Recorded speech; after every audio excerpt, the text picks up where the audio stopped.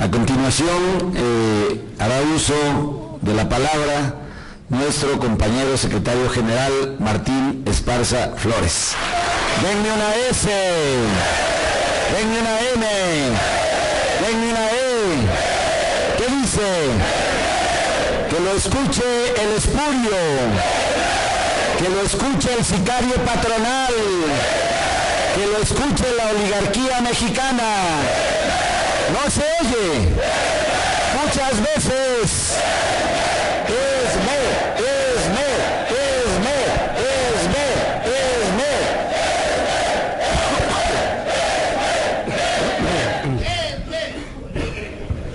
Bien, muchas gracias, compañero José Antonio Almazán.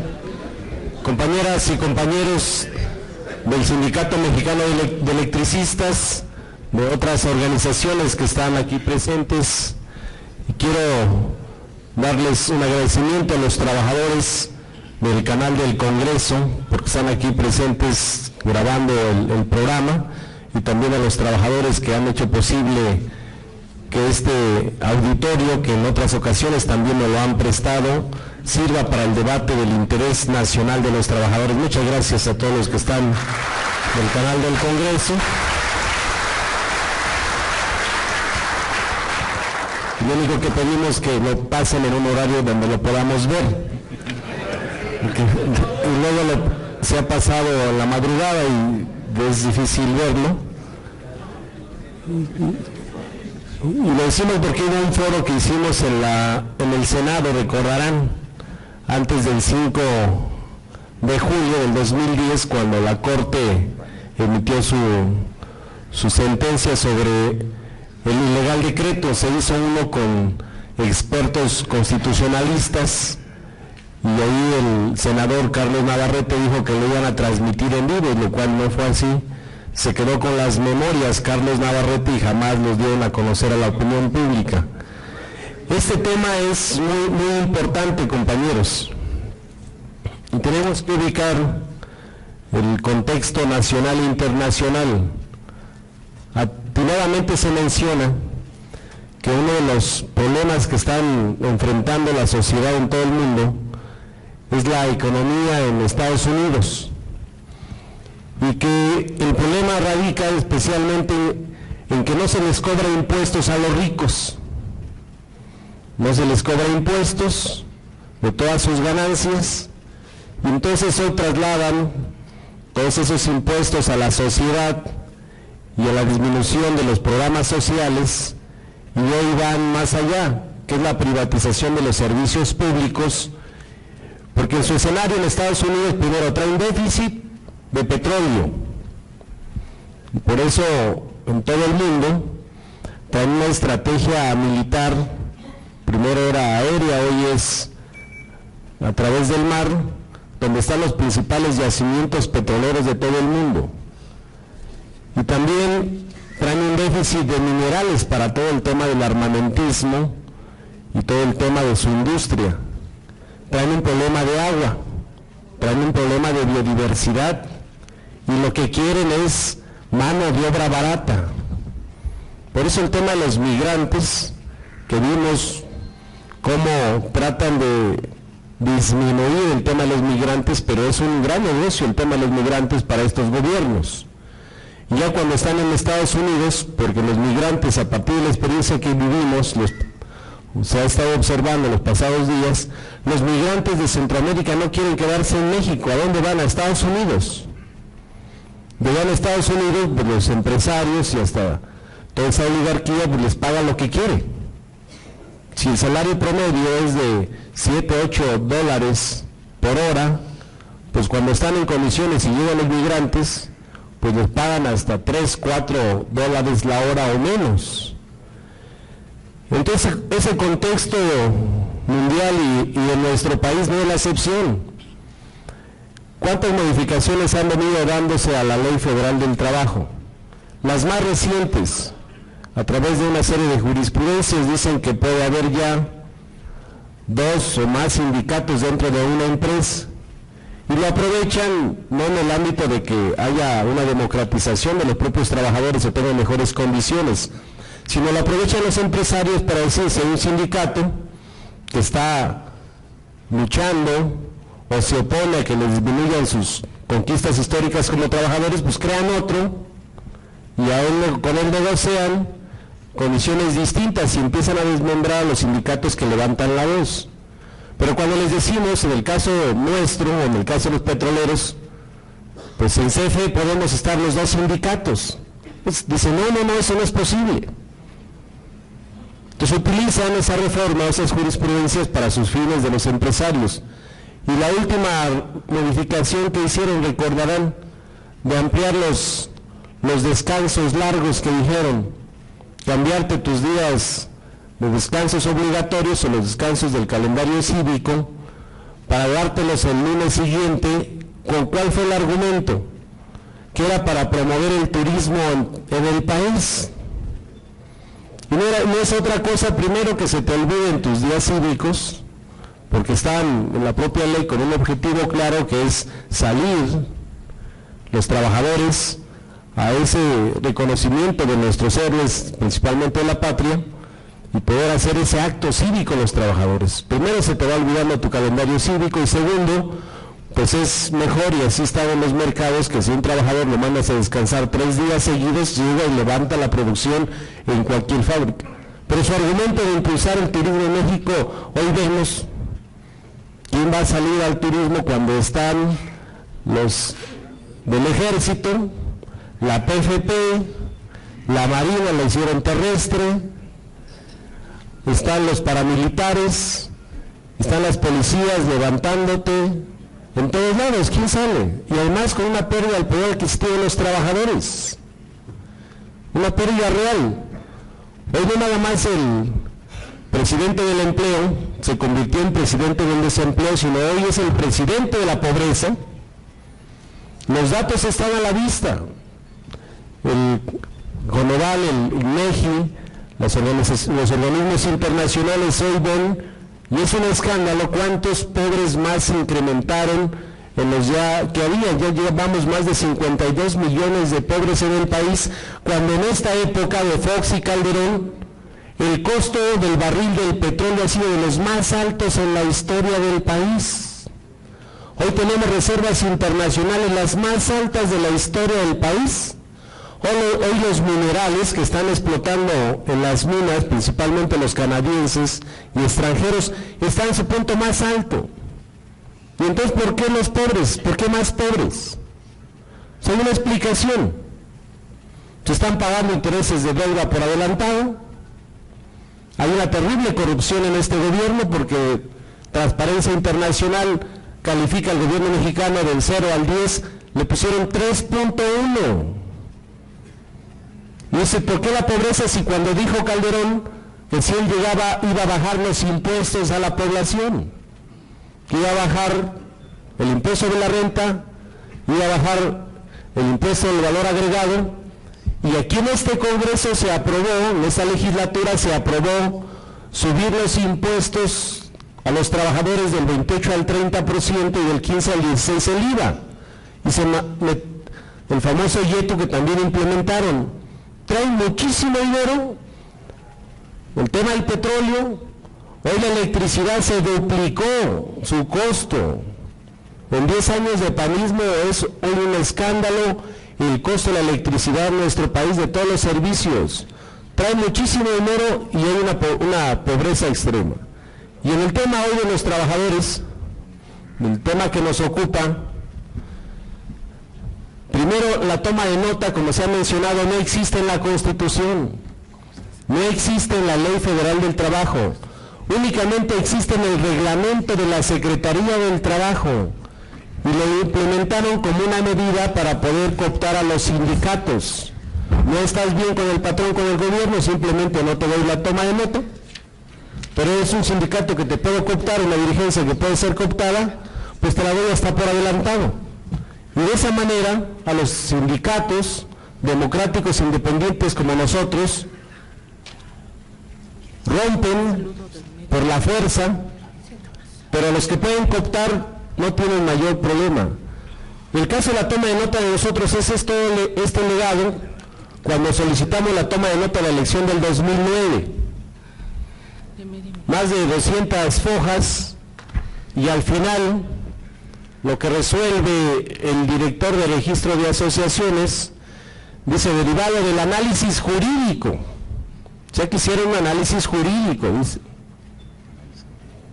Y aquí llamaron, incluso en todo el desarrollo, revisando, fue Alejandro Muñoz a declarar, fue Mario Anselmo, Margarito López, Margarito, que era el de actas, se llevó los libros cuando tomaron por asalto las instalaciones del sindicato, y están los videos, están las denuncias, se llevaron los libros originales de las actas del sindicato, y todo eso obra en las denuncias penales que metimos. Y todo eso lo presentaron en la Dirección de Registro de Asociaciones. Dice: derivado del análisis jurídico, evaluando única y exclusivamente los aspectos formales del proceso electoral. Se metieron a interpretar nuestros estatutos y a revisar nuestro proceso electoral. Cuando recordarán cómo se metió el Estado, cómo recursos económicos del director de Luz y Fuerza del Centro, Jorge Gutiérrez Vera, le dio por adelantado dinero de las cuotas sindicales, más de 70 millones de pesos por adelantado, para utilizarlos en ese momento en la campaña. Cómo desde la Presidencia de la República, César Navas, que era el trabajo, Gobernación y todo el aparato del Estado se metieron a comprar conciencias con la famosa transparencia sindical. Pues crearon una disidencia, gente que no representaba nada, pero con todo el aparato del Estado era, si no es a través de la vía electoral, poner una dirigencia apoyada por Jorge Sánchez, por sus todos negocios en Lomas de Atizapán, prepararon el otro escenario, que era golpear al Sindicato Mexicano de Electricistas. Al final dice: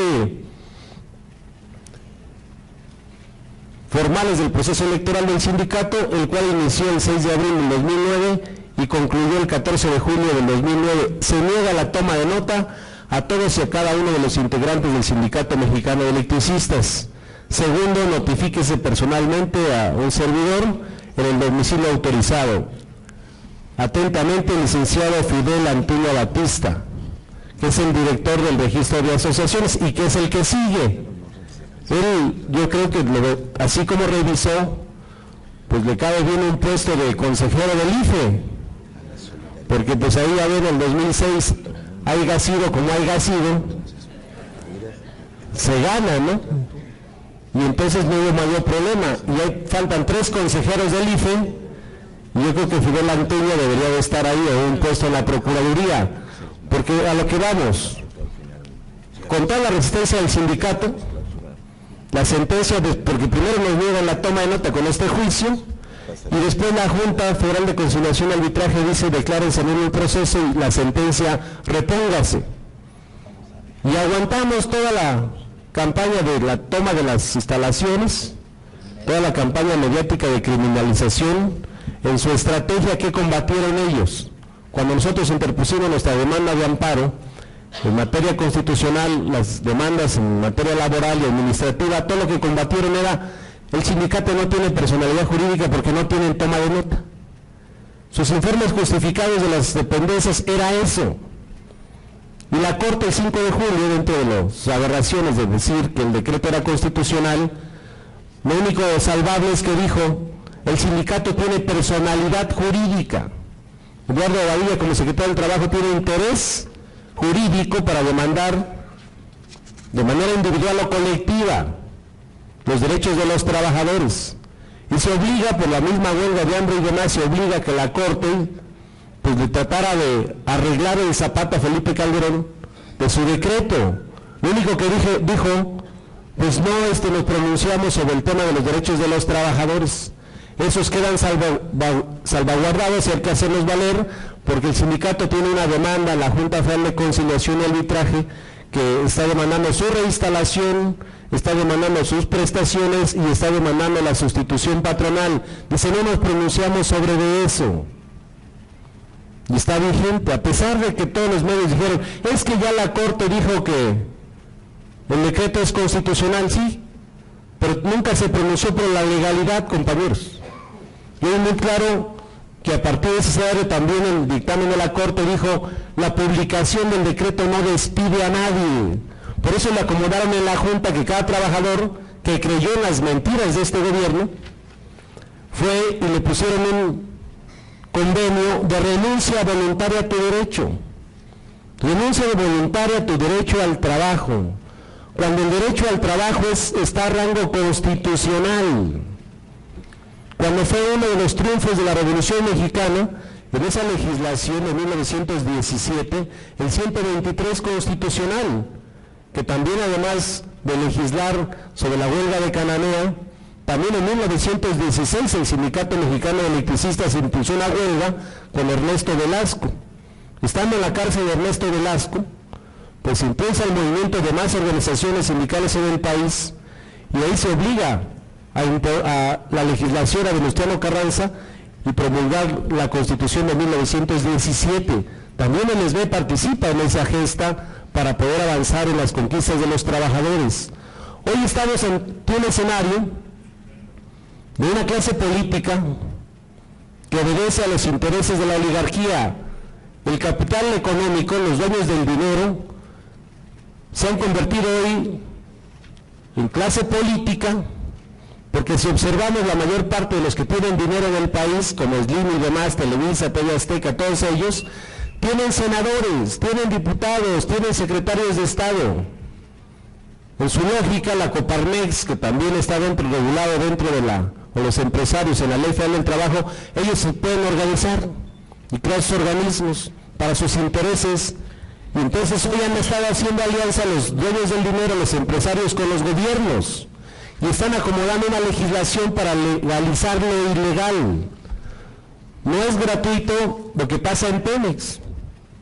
En Pemex pues, los gringos tienen el petróleo, han creado organismos adentro, incluso organismos públicos descentralizados como esa empresa Comesa, me parece se llama, y la crearon para, ellos tienen alianzas con otras empresas transnacionales, les dan contratos directos a esos, o después crearon la empresa consultora McKinsey, que es la que está haciendo todo el trabajo, y no es casual, el quinazo, compañeros, el quinazo en Pemex obedece a una parte, para ir desmantelando Petróleos Mexicanos, les desmantelan toda la parte de salud, y después empiezan a desmantelar poco a poco, o separar a Pemex, como hacer una empresa corporativa, con negocios con los extranjeros. Y hoy entonces Pemex, pues el golpe final, ¿cuál fue? La reforma del 2008, por la puerta de atrás, como están acostumbrados, pues el tema de los hidrocarburos es un tema constitucional, está en la Constitución a partir de la expropiación petrolera, y hoy están haciendo leyes, y eso lo ha venido avalando la Corte, como los contratos de servicios múltiples, los contratos incentivados que aprobaron en el 2008 con la reforma del petróleo, y están entonces, ya los hicieron legales para la exploración y explotación del petróleo. Esa es la privatización, exploración y explotación del petróleo, que es una actividad exclusiva del Estado, hoy ya lo tienen ellos, y además se van a las aguas profundas, porque les interesa. El 80% del petróleo de México lo tienen los gringos. El que iba a construir la refinería en México, ¿a poco la va a construir? Pues no la va a construir porque los gringos le dicen, no, espérate, pues yo te vendo gasolinas caras, mejor dame tu petróleo y yo hago todos los derivados del petróleo, ya los refino en Estados Unidos. Por eso desmantelaron la petroquímica también, y hoy por eso quieren la electricidad. Por eso el golpe al sindicato, que es un golpe de Estado, obedece a los intereses de la privatización de la industria eléctrica. ¿Por qué construir más plantas de generación cuando no hacen falta? Ya lo dijeron los priistas en su documento. Ellos saben todo lo que ha venido aconteciendo en Pemex. El que hoy es coordinador aquí en el Congreso, Rojas, fue director de Pemex, y fue cuando empezaron con la época de Salinas a separar a Pemex, y después Cedillo le da a las empresas a Adrián Lahouse, estas otras empresas, y entonces un corporativo, pero para ellos con las multinacionales. Y es lo que estamos observando en esa parte del tema laboral, y cómo quieren legalizar lo ilegal. Ya legalizaron en Pemex con la reforma del 2008, hoy quieren legalizar los outsourcing con la reforma laboral, y no vamos lejos, aquí hay trabajadores en el Congreso de la Unión de outsourcing. Cuando estábamos viniendo aquí, hubo un grupo de trabajadores que protestaron allá adentro en el pleno de la Cámara de Diputados, interrumpieron el debate, tuvo que salir Jorge Carlos Ramírez Marín y les explicaron de los salarios de miseria, de las condiciones ni siquiera pegadas a la Ley Federal del Trabajo. Estaba Gerardo Fernández Noroña, y ya estábamos ahí, que vinimos.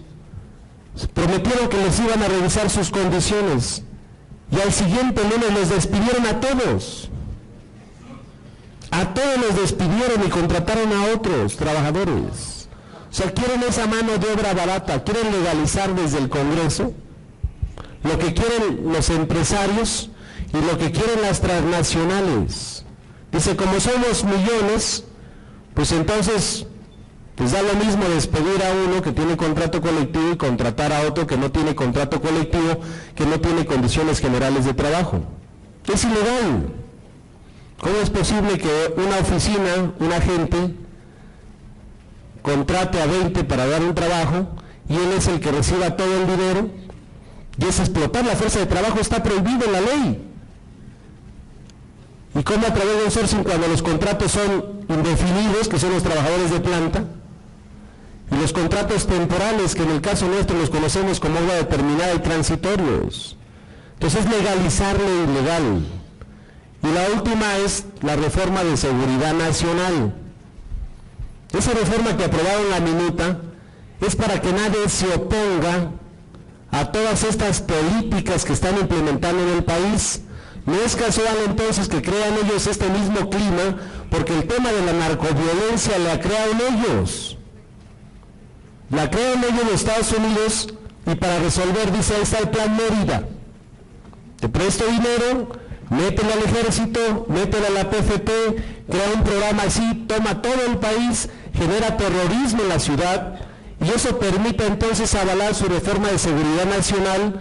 Y no nada más se van al tema de acabar con la violencia, se van a utilizar el ejército a decisión del presidente y de su Consejo de Seguridad para conflictos sociales, para conflictos sindicales, para conflictos postelectorales, suspender garantías individuales de los mexicanos a partir de que ellos decidan, el presidente cualquiera que esté en turno.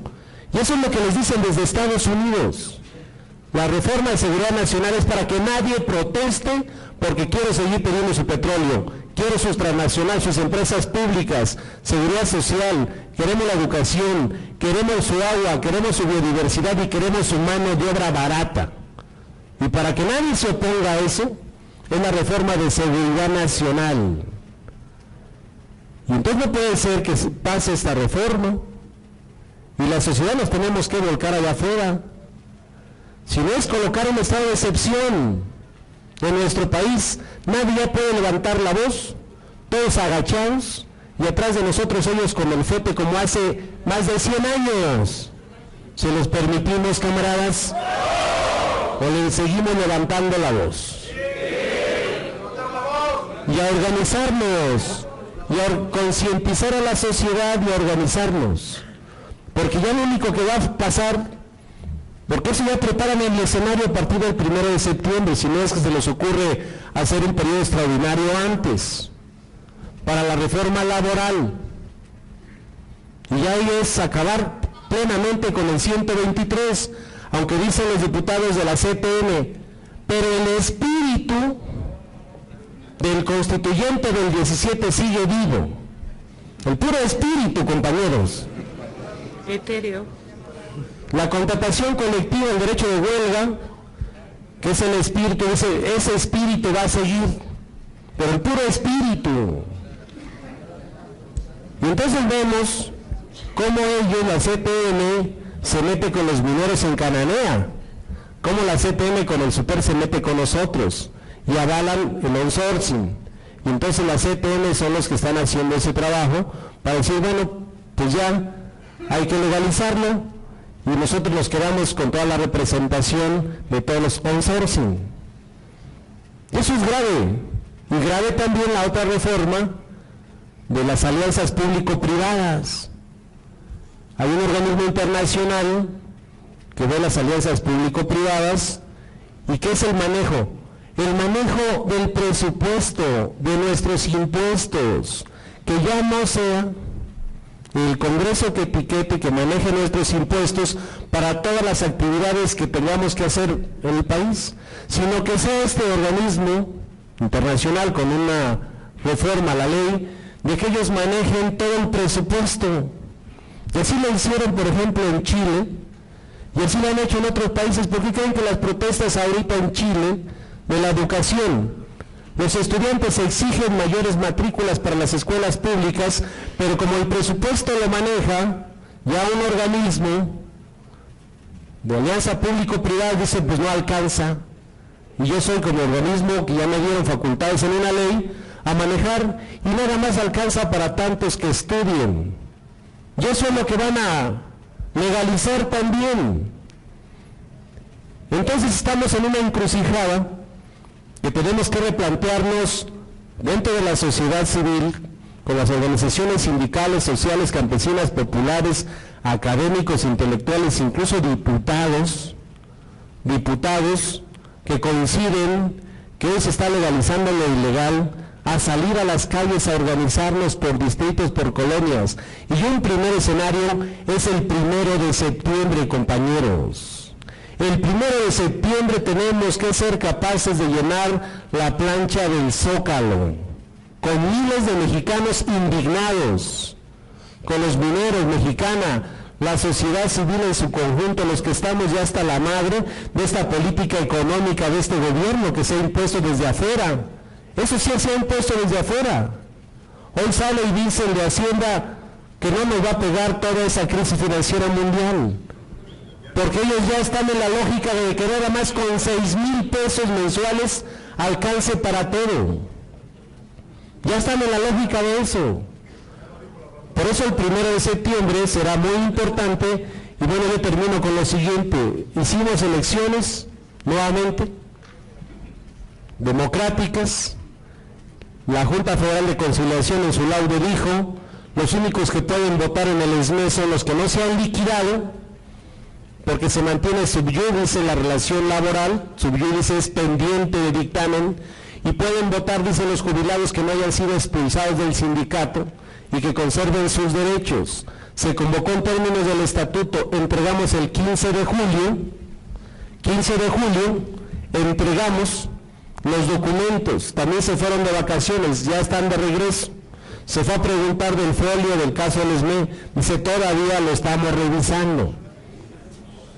Y como montaron ahí a Jorge Sánchez en un comité interino, no digamos que quieran hacer lo mismo que en Mineros, colocar al SOPE, que no era ni trabajador del sindicato.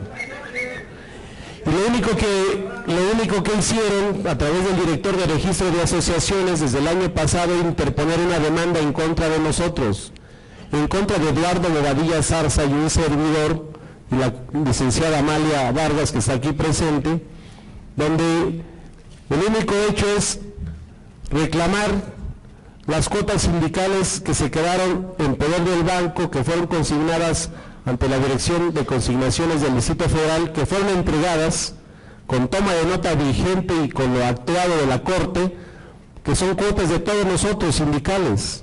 Entonces nos demandan de tentativa de fraude, y quien interpone es el director de registro de asociaciones, porque apenas vimos ya el expediente. Son 8 tomos.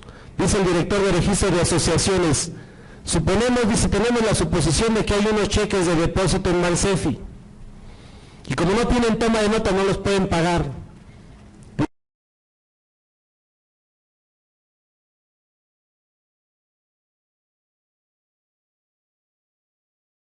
Traen la orden de aprehensión. Así lo hicimos, tenemos por todos lados y familiares de electricistas por todos lados, porque somos una organización en más de 96 años de existir, que hay familias de electricistas hasta en el extranjero.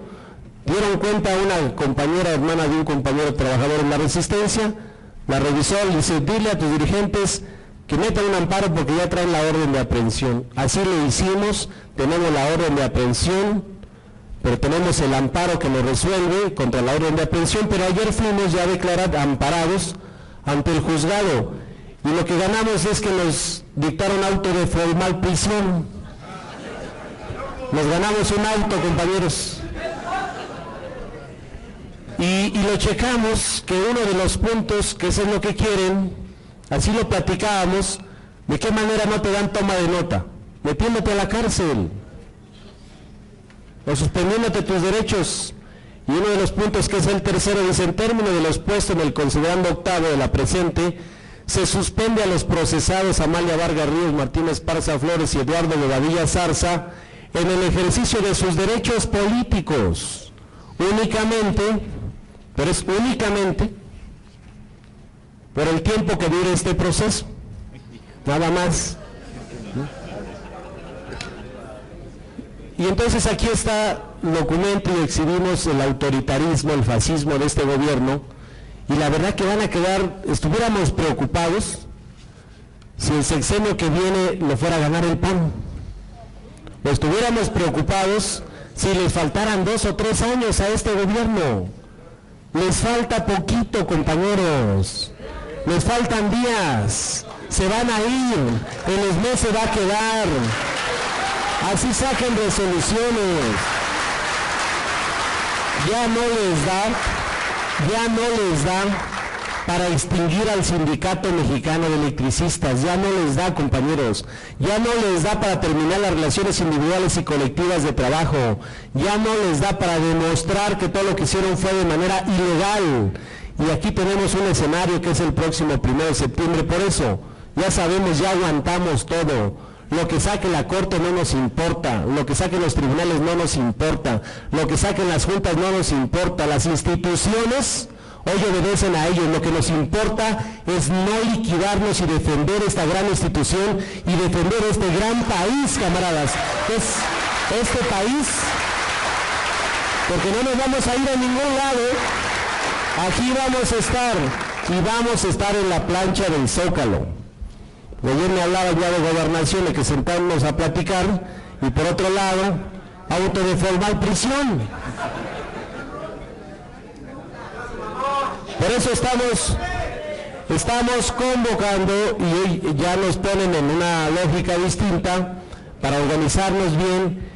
Y les molestan las calles son nuestras, nos pusieron en las calles, ahí vamos a seguir, compañeros, y nos vamos a seguir, aunque los medios digan: ya bloquearon una calle, y nunca dicen por qué. ¿Por qué estamos en la calle protestando? Primero, es un derecho como ciudadanos ante una injusticia, y es una injusticia despedir a 44,000 trabajadores de un día para otro sin darle su debido proceso. Es injusto, es inmoral, y esa causa la está defendiendo el Sindicato Mexicano de Electricistas, camaradas.